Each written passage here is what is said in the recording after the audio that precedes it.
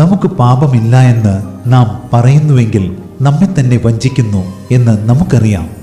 എന്നാൽ ജീവിതത്തിൽ നമുക്ക് തെറ്റുപറ്റുമ്പോൾ നമ്മൾ ദൈവത്തിൻ്റെ അരികിലേക്ക് ഓടിച്ചെല്ലണം, ഒരിക്കലും മനുഷ്യരെ സമീപിക്കരുത്.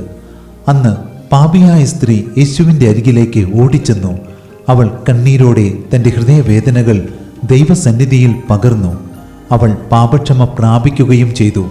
എന്നാൽ താൻ കുറ്റമില്ലാത്ത രക്തത്തെ കാണിച്ചു കൊടുത്തു എന്ന് തിരിച്ചറിഞ്ഞപ്പോൾ യൂദാസ് ദൈവത്തെയല്ല മനുഷ്യരെയാണ് സമീപിച്ചത്. അവർ അവനെ കൈവിടുകയും ചെയ്തു. ഒടുവിൽ അവൻ്റെ ജീവിതം ദുരന്തത്തിൽ കലാശിച്ചു. അതുകൊണ്ടാണ് നമ്മുടെ പാപങ്ങളെ ഏറ്റുപറയുന്നുവെങ്കിൽ അവൻ നമ്മോട് പാപങ്ങളെ ക്ഷമിച്ച് സകല അനീതിയും പോക്കി നമ്മെ ശുദ്ധീകരിപ്പാൻ തക്കവണ്ണം വിശ്വസ്തനും നീതിമാനുമാകുന്നു എന്ന് വേദപുസ്തകം പറയുന്നത്.